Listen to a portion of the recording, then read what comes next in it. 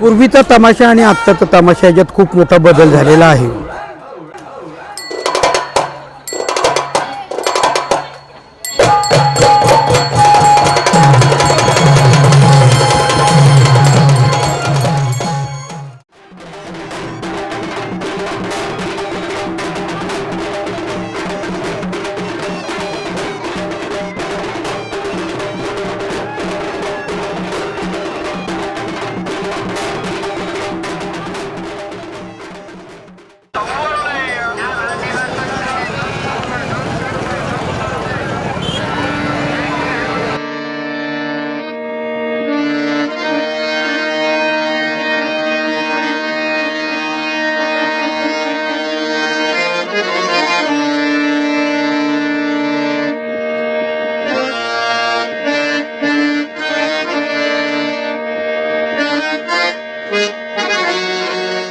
...1969 सालच्या दसऱ्याच्या दिवशी मी रंगमंचावर म्हणजे रघुवीर खेडकरचं कांताबाई सातारकर या आईने निर्माण केलेल्या रंगमंचावर मी पदार्पण केलं. त्यावेळेस मी 9-1 वर्षाचा असेल आणि त्यावेळेस मी पाहिलं माझी आई, तिच्या वेळचे जे कलावंत आहेत ते ज्यावेळेस इंट्रा करायची त्यावेळेस पब्लिक त्यांना टाळ्या वाजवायचं. राग रागिणीतली गणगवळण असायची. बालेघाटी, मराठवाडी, पुणेरी असे राग रागिणीतल्या त्या गणगवळण असायची आणि पब्लिक ते मन लावून ऐकायची.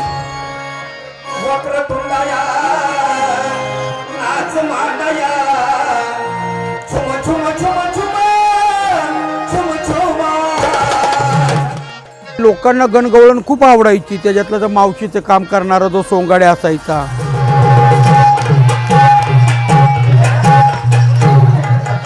मुंबई बघायच्या याच्यावरनं मी तमाशात आलो. माझ्या वडिलांनी मुंबईला तमाशा राहायचे पहिले भाऊंचे. मग मुंबईत बायचं म्हणून मी आईकडे आलो मग तमाशामध्ये.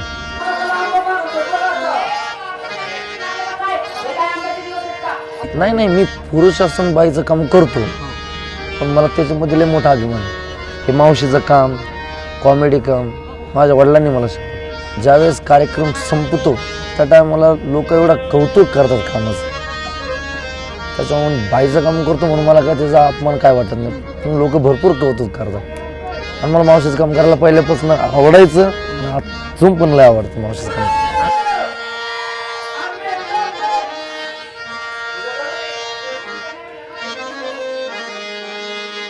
आता रघुवीर खेडकर म्हटल्यानंतर तमाशा क्षेत्रातला एकमेव असा माणूस आहे की माळकरी माणूस आहे. शिवाय स्वामी समर्थ आहे, स्वामी सेवेकरी आहे. आता त्यांच्या सान्निध्यामध्ये आम्ही राहिलो म्हणजे आमचे सगळे काही व्यवसाय वगैरे सगळं चालूच आहे. आपले व्यसन वगैरे सगळं मुक्त झालेले आहे. त्यामुळं काय तर वाटत नाही. चांगलेच अनुभव त्यांच्याकडनं आम्हाला घेता येतात. तुमचं आणि रघुवीर काकांचं कसं नातं? खूप चांगलं नातं आहे त्यांचं आणि माझं. मला वडिलांसारखेच आहेत ते. कधी मला उलटं बोलले नाही, कधी रागवले नाही, कधी काहीच नाही. खूप चांगले आहेत आणि आम्ही आत्ता त्यांच्या स्वभावामुळेच आम्ही फक्त इथे आहोत. बाकी आम्ही कोणाकडे लक्ष देत नाही. त्यांच्यामुळेच आम्ही आत्ता आहेत आणि उद्याही ती त्यांच्यामुळेच असणार आहे. असं जर पर्सनली बघायला गेलो भाऊंकडे तर ते देव माणूस आहेत. आणि प्रत्येक गोष्टीला कुठलीही गोष्ट जर हाक मारली तर प्रत्येक गोष्टीला उभे असतात. तसे ते देव माणूस आहेत. कुठलीही अडचण असू दे, प्रत्येक छपीबाई असू दे, भाऊ असू दे, कुठलंही एक फोन केला की त्या दुसऱ्या मिनिटाला ती गोष्ट हजर असते. आणि कामाचा अनुभव म्हटल्यानंतर भाऊंबरोबर तसं तमाशात माझा काही जास्त अनुभव नव्हता. भाऊंकडनंच जास्त शिकलो मी की बाबा कुठल्या पद्धतीने असतं, काय लेवल असते. रघुवीर भावांचं योगदान म्हणजे त्यांच्या बापापासून तमाशाच त्यांचा होत आला. त्यांचं बचपन लहानपणात त्यांचा जन्मच तमाशात झालेला खेडकरांचा. आणि त्यांची आई बी बहुत मोठे कलाकार होते. त्यांचे वडीलही फार मोठे कलावंत होते आणि त्यांच्यानंतर रघुवीर खेडकरही फार मोठे कलावंत आत्ता आहेत ते. आणि कलावंतावर अतिप्रेम करणारा मालक असेल तर रघुवीर खेडकर. रघुवीर खेडकर असा एक माणूस आहे की तो उपजत विनोदवीर आहे. उपजत तो विनोद करू शकतो आणि तो विनोद करताना तो समाज प्रबोधन करू शकतो. हास्यातून विनोदातून तो माणसाला जागृत करण्याचा प्रयत्न करतो.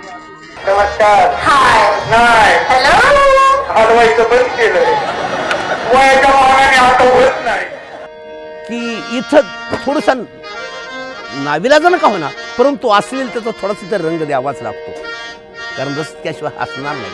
आणि टी व्हीत कसं असतं, बायका पोरा सगळेच एकत्र बसले असतात, त्यामुळे त्यांना टी व्हीतल्या कलावंतांना जीभ चावूनच सादरीकरण करावं लागतं. पण आम्ही मनसोक्त असतो. कलावंत कितीही जरी मोठा असला ना, तर छोट्या कलावंताकडनं जे काही आपल्याला शिकायला मिळेल ते आपण घ्यावं लागतं.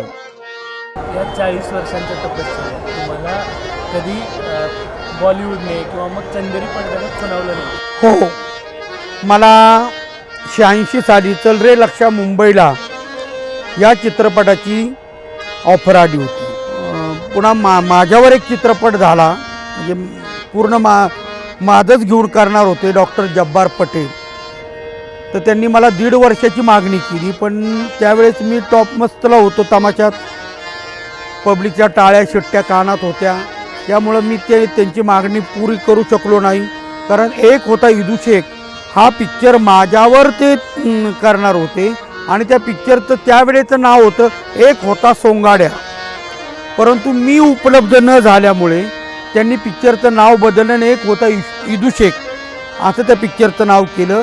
आणि माझ्यासारखा सेम टू सेम दिसतो म्हणून लक्ष्मीकांत बेर्डेंना त्या चित्रपटात घेण्यात आलं. तर आता तो माझ्या जीवनातला एक महत्त्वाचा चित्रपट माझ्या हातातून सुटला आणि ती मोठी संधी मी गमावून बसलो तमाशाच्या वेळापायी. तमाशगीराच्या किंवा कुठल्याही कलाकाराच्या आयुष्यात अनेक आव्हानात्मक प्रसंग आहेत, पण स्टेजच्या खाली त्याला ते सगळं दुःख ठेवून मग स्वतःचं कला जी आहे ती सादर करायची. तर असे काही तुमच्या आयुष्यातले आव्हानात्मक? राजीव गांधी हत्याकांड वगनाट्य चालू होतं आणि राजीव गांधींना येण्यासाठी आम्ही हेलिकॉप्टर बनवलं होतं गल्डरचं. गल्डरवर हेलिकॉप्टर इकडून यायचं, इकडं उतरायचं आणि त्याच्यातून मंदाताई राजीव गांधीची भूमिका करायच्या. कारण तेवढी हिंदी, तेवढा गोरा, तेवढा उंच असं पात्र आमच्या तमाशा सृष्टीत कुठंच नव्हतं.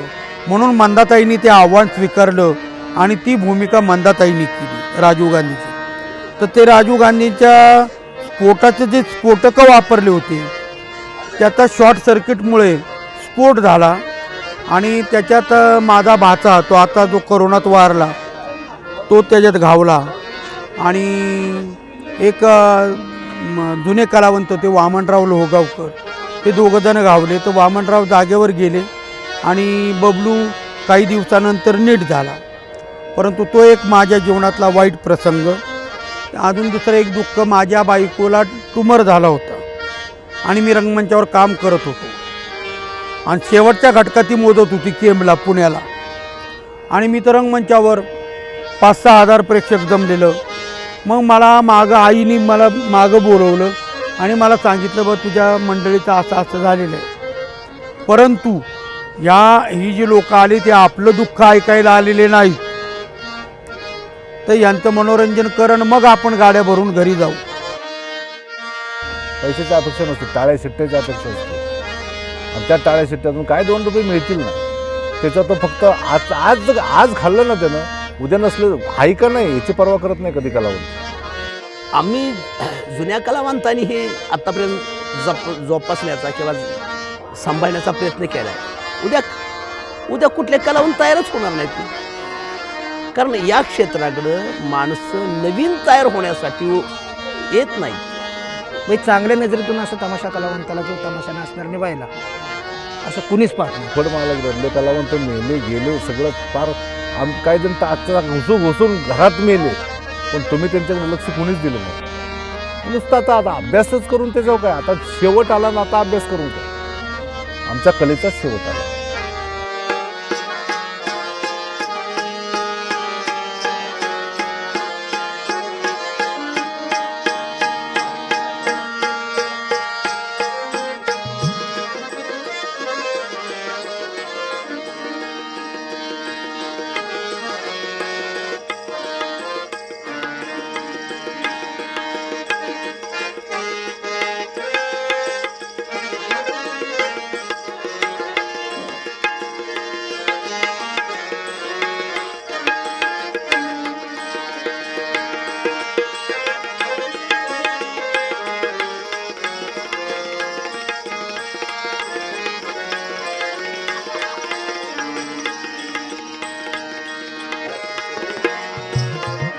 आम्ही कलावंत पाणी तेरा रंग कैसा तो जिसमें मिलाए वैसा